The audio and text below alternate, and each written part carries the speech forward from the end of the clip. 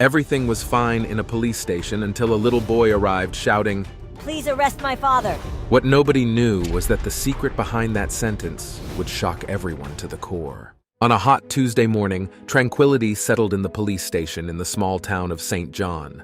The fans rotated slowly, trying to alleviate the heat, while the police officers had their coffee and reviewed some reports. It was a typical quiet morning for the town. But the stillness was broken when the doors of the police station swung wide, and the figure of a little boy with dark hair and frightened eyes stood out as he ran into the police station. His eyes, swollen from crying, searched the room as if looking for something or someone. He was Henry, a 6-year-old boy, small for his age and clearly terrified. Without hesitation, the little boy made his way to the reception desk, his tiny feet tapping against the ceramic floor. His little hands gripped the counter tightly as he tried to get the attention of any adult who could help him. "Please arrest my father." His trembling, desperate voice echoed through the room, attracting everyone's attention. The policemen, initially disconcerted, exchanged looks of bewilderment. Some put down their coffee cups, others put their papers aside. The statement had caused an immediate stir. He looked at the policeman and repeated, his voice full of anguish, "Please arrest him. He can't stay free." Officer Mary, a young policewoman with a gentle gaze, came running. The woman, hearing the boy's cries from her office, came to intervene. With a motherly look on her face, she picked Henry up and took him to a nearby bench. Calm down. Come here, sit down. The officer crouched down to his eye level, trying to convey some comfort. It's all right now, little one. You're safe here. She said softly, running her hands through his hair, trying to calm him down. Henry had his little heart beating fast. His shoulders were shaking, and tears were starting to stream down his face. The policewoman continued talking to him. What happened, darling? There's no need to cry. You're safe now. Do you want to tell me what happened? Her words, although tender, didn't seem to reach the frightened little boy. He clung to Mary's shirt, his eyes still wide and teary. The hall of the police station was now filled with a mixture of confusion and concern. Every policeman was exchanging worried glances and muttering, "What has that boy's father done?" However, it was clear that Henny's words carried an unsustainable weight for someone of his age. Officer Mary, still kneeling next to the boy, tried to ask one more time. Come on, darling. She said, trying to dry the tears on his face. Take a deep breath. Sergeant Paul, a big man with gray hair and a neatly trimmed mustache, stood up from his desk. His gaze was firm but also carried a touch of concern. He walked slowly over to the two of them, trying to understand the situation. Good morning, young man. What are you doing here all alone? Why did you come here?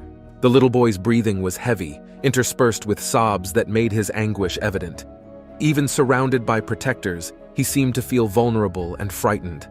Little by little, more police officers, curious and worried, began to crowd around the boy, forming a semicircle. The sergeant, despite his imposing posture, showed genuine concern and asked, Come on, buddy, you can tell us what happened. Henry tried to answer, but his words came out garbled and confused. He needs to be arrested. He's going to be angry. I want him to go to jail, please, begged the boy, which increased the sense of fear in everyone present. The police officer and the sergeant, seeing that all the agents were curious and crowding around, worried about scaring the little one, decided to take him to the interrogation room. Come on, sweetheart, said the woman, lifting him up cautiously.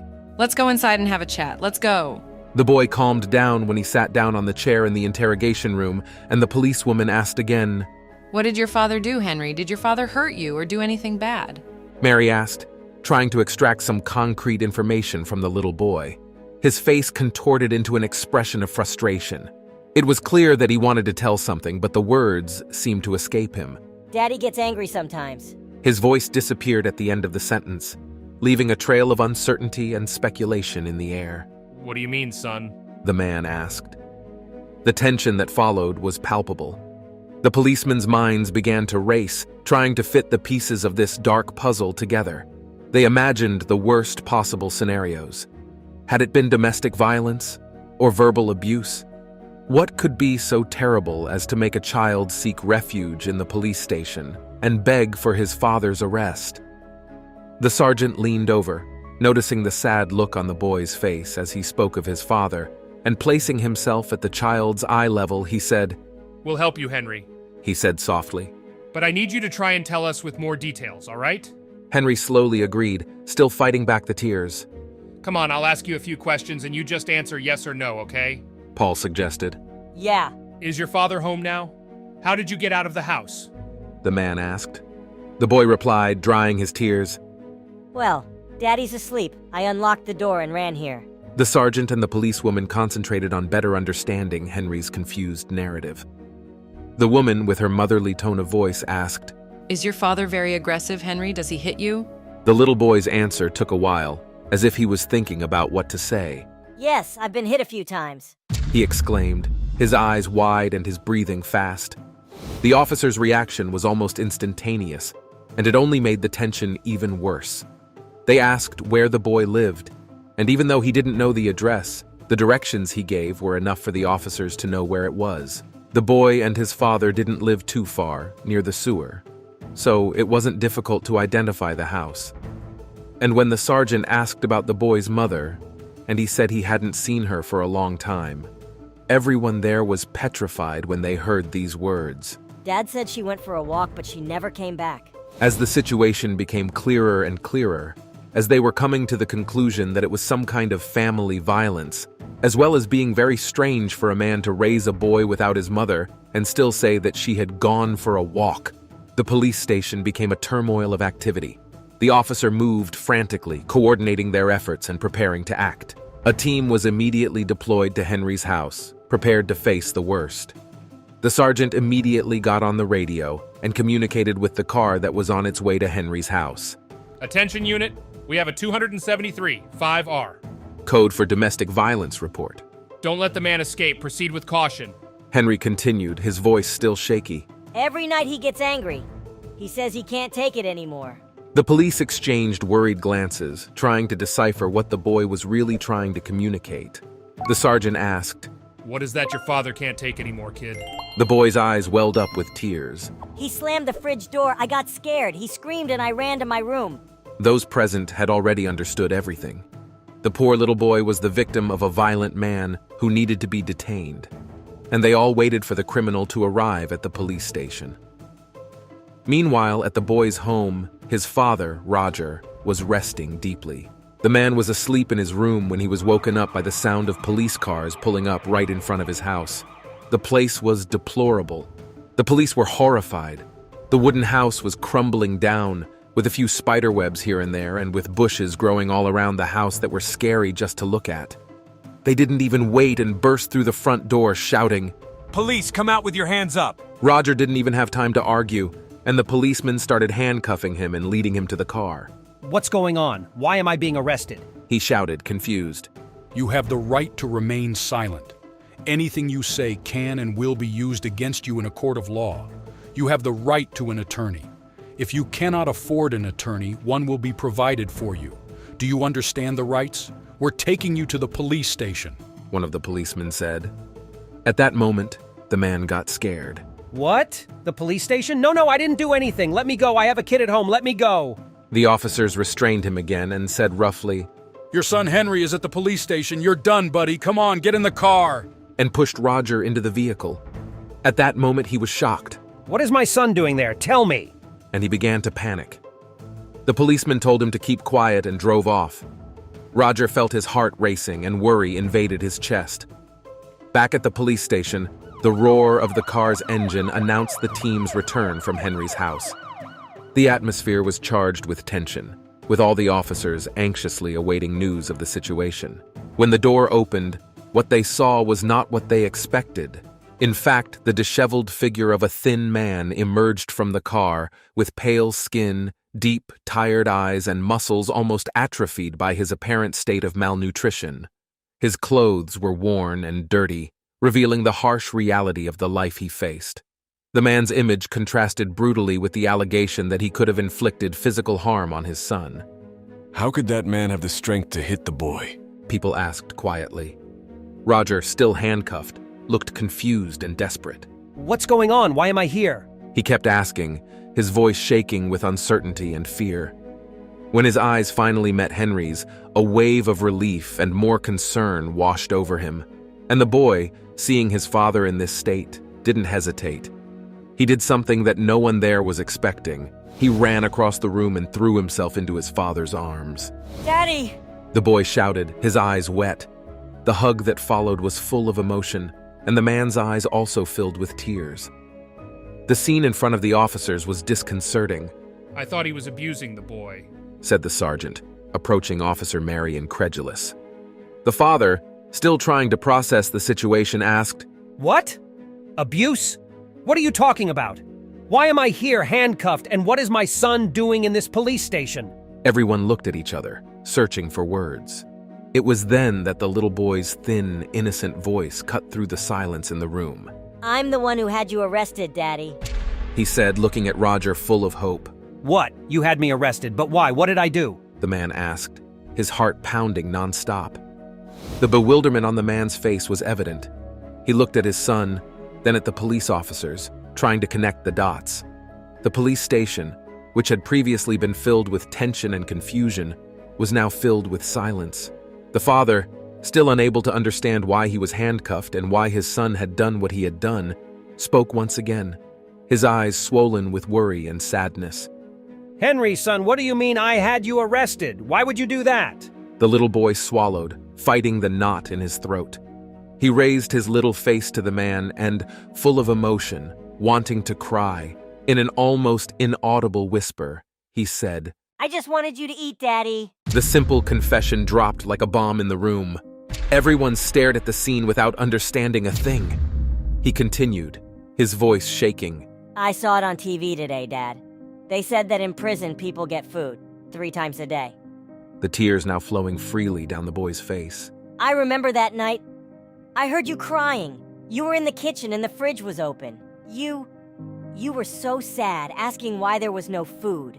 You banged on the fridge and screamed. No one in the room uttered a peep. They were stunned by the revelation. In the face of everything, Roger explained what was going on, clearing everyone's doubts. What the hell happened? It turned out to be a sacrifice by a father who prioritized feeding his son, even though he was starving.